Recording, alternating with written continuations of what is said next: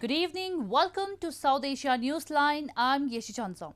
Here are the top stories we are tracking for you on Wednesday, the 17th of February. Police arrest wanted accused in India's Red Fort violence case, recovers 2 swords.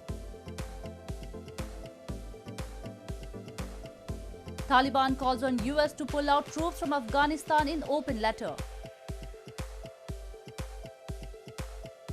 And protesters demand release of jailed journalist in Pakistan-administered Kashmir.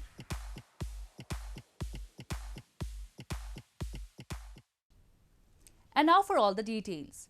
A delegation of foreign envoys arrived in India's Jammu and Kashmir on Wednesday for a 2-day visit to assess development in the Union territory post the abrogation of Article 370. The 20-member delegation includes envoys of the European Union and nations in the Middle East and Africa.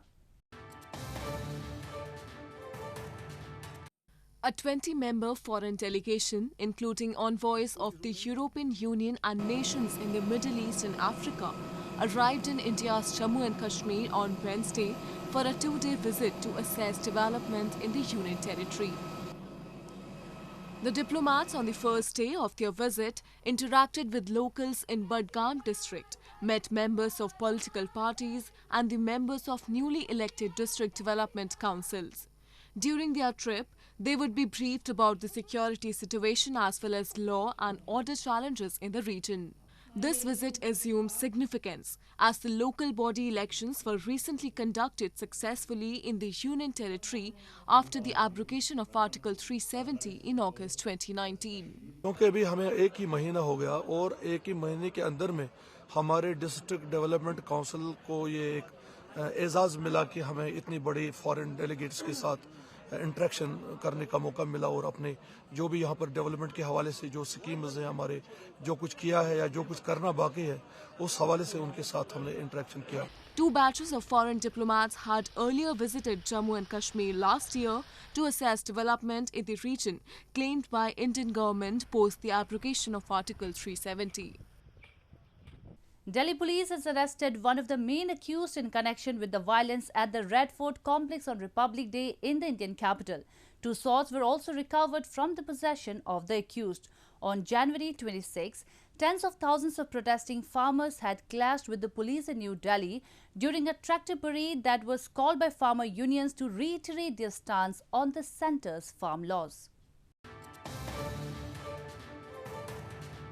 Delhi Police Special Cell has arrested Maninder Singh, one of the main accused in connection with the violence at the Red Fort complex on India's Republic Day. 2 4.3 feet khandas or swords were recovered from his house. Maninder Singh alias Moni, a 30-year-old AC mechanic, was wanted by the Delhi police after his video surfaced from January 26 tractor rally organized by farmer unions protesting against the 3 farm laws, where he was seen swinging swords at the Red Fort. The police said that Singh was doing the act with an intent to motivate, radicalize and energize the violent anti-national elements, indulging in brutal attack on police persons on duty with swords and damaging the historical monument on Republic Day.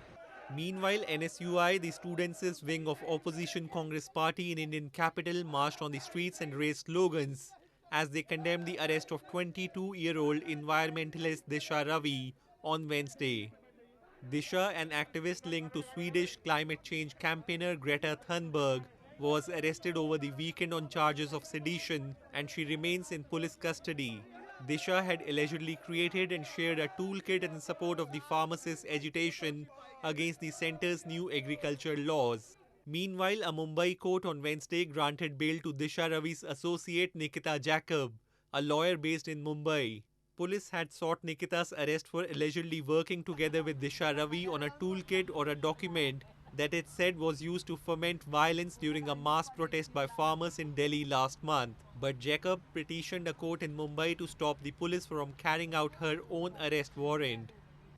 In news from Afghanistan, the Afghan Taliban, in an open letter to the American public, has urged the United States to abide by its commitments to withdraw US forces from Afghanistan in accordance with the US-Taliban peace deal signed last year.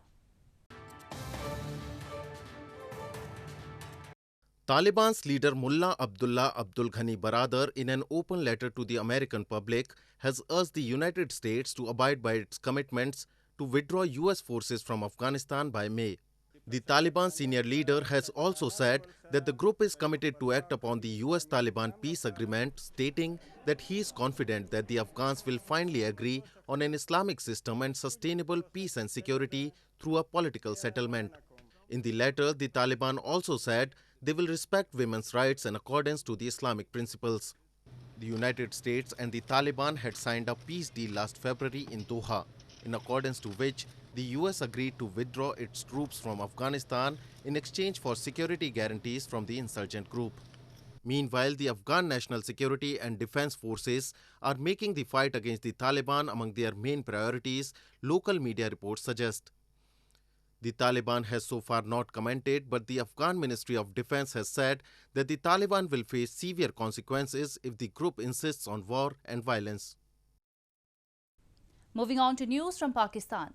A 6-day multinational naval exercise hosted by Pakistan ended in the Arabian Sea on Tuesday, with the participation of some 45 countries, including the US, Russia, China and Turkey. The navies conducted exercises together against terrorist and piracy threat in the maritime domain. Pakistan's Navy took part in a 6-day multinational exercise aimed at improving security at sea, which ended on Tuesday. Around 45 navies, including those of the United States, Britain and China, took part in the Arabian Sea exercises. The navies conducted exercises together against terrorist and piracy threat in the maritime domain.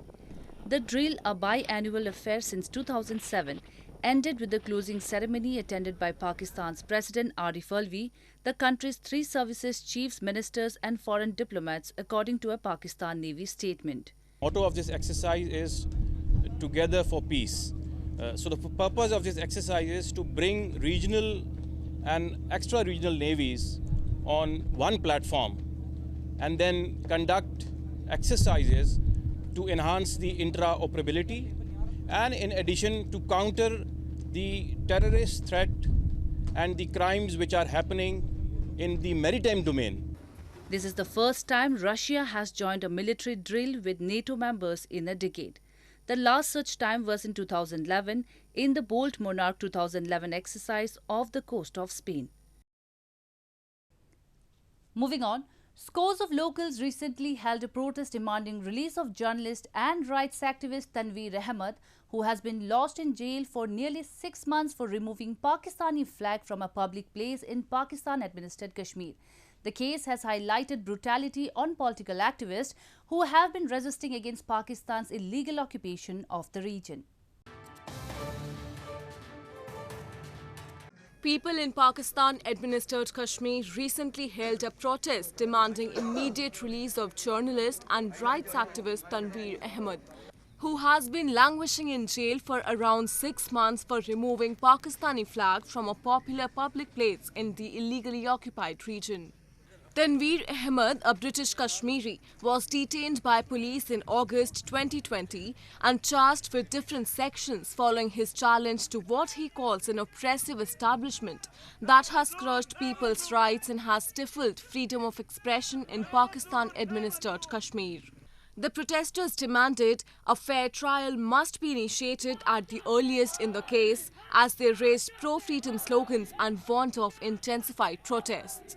इसका दिल बंद की जाए, बदमाशी बंद की जाए, वरना याद रखो कि कल के बाद हमारे साथी अनाउंसमेंट करेंगे कि कल के बाद ये दायरा इस जहाज का दायरा इख्तियार फैलेगा, फिर आपको पता चलेगा कि जहाज क्या होता है. During his arrest in August 2020, Tanveer Ahmed was beaten and mishandled by security forces, highlighting brutality on political activists and residents who have been resisting against Pakistan's illegal occupation and demanding Pakistani forces and other officials to leave the region.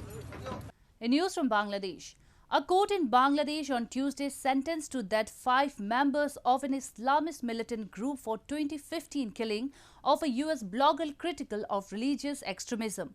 Muslim-majority Bangladesh saw a string of deadly attacks between 2013 and 2016, targeting bloggers, secular activists and religious minorities. A court in Bangladesh sentenced to death 5 members of an Islamist militant group on Tuesday for killing a US blogger critical of religious extremism 6 years ago.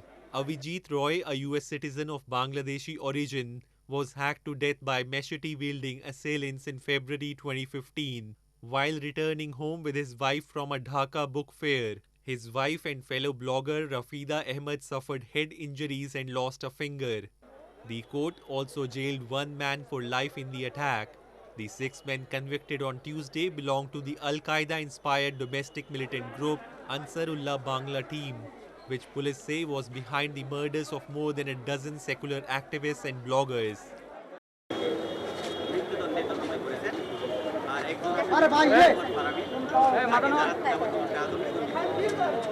Nazrul Islam, defense lawyer for the 6 men, said they would appeal against the sentences in the higher court. Muslim-majority Bangladesh saw a string of deadly attacks between 2013 and 2016, targeting bloggers, secular activists and religious minorities claimed by Islamic State or Al-Qaeda-aligned groups. After Sri Lanka, Nepal has now responded to a recent statement made by India's ruling Bharatiya Janata Party leader and Tripura State Chief Minister Biplab Kumar Deb, in which he quoted Interior Minister Amit Shah as saying that the party would soon form its government in the Himalayan and the island neighbours. Replying to a Twitter user who shared a news report on Deb's remarks, Nepal's Foreign Minister Pradeep Gyawali said formal objection has been already conveyed. Reports suggest that Nepal's ambassador to India, Nilambar Acharya, has already conveyed the government's official objection to Indian officials. Deb, while addressing the party workers in Agartala, recalled a meeting with Shah, who was then BJP national president, and during his visit to the state told party leaders that the BJP would establish rule in other regional countries as part of Atmanirbhar South Asia initiative. On Monday, Sri Lanka's Election Commission Chairman Nimal Puncheheva shot down reports saying the country's electoral law does not permit such an arrangement. A dog show was recently organized in India's Siliguri city, which attracted more than 120 breeds of canines from around the country. According to the organizer, the event was aimed at giving dog lovers a chance to explore various varieties of breeds and also enhance the owner's affection for their animals. More than 120 breeds of canines won the hearts and ruled at a dog show held recently in eastern India. Show organizer Abhijit Bonek said various breeds of dogs were part of the show, whose owners brought them from neighbouring states. Breeds like poodles, Siberian Husky, German Golden Retriever, among others were the main stealers of hearts at the show. बहुत जगह से dog आता है, हम लोगों का सभी तो हम लोग सब डॉग नहीं जानते हैं कौन सा डॉग है, क्या है, तो यहाँ आने के बाद सब हजारों किस्म का डॉग दिखाई जाता है, उसका कौन सा प्रजाति है, तो इसीलिए हम लोग ये डॉग शो किया है। दूसरा है कि डॉग शो करने से आदमी का मन में भी डॉग के बारे में और चाहत होगा, ये हम लोगों का इसी के कारण हम लोग तो जो मुंह में जो हमारे को कुछ बोल नहीं पाता है, जानवर को भी हम इज्जत देना चाहिए। हम इंसान है तो उनको भी छोटा नज़र से नहीं देखना चाहिए। ऐसे शो में लाने से वो भी कुछ एंटरटेनमेंट अपना मन से करेंगे, तो हमारे पे जो पेट जो है और जो है ना हमारा जो इंसान के साथ जो कम्युनिकेशन बढ़ जाएगा उनके साथ में, और पेट्स यहाँ लाने से वेराइटीज मिल जाएगा, देखने को मिल जाएगा, उनका जो क्या क्या एटीट्यूड है, डॉग का जो एटीट्यूड है वो भी दिखने को मिलेगा। अच्छा लगा, हमें भी सिलीगुड़ी में पहली बार हुआ है। According to the organizers, such shows give people a chance to explore various varieties of breeds and also enhance the owner's affection for their animals. Well, that's all we have for you from South Asia this evening. Now our viewers can watch the show on SouthAsiaNewsline.com. You can also visit us on Facebook.com/AsiaNewsline and follow us on Twitter @AsiaNewsline. That's all in tonight's edition. We will see you same time tomorrow. Good night.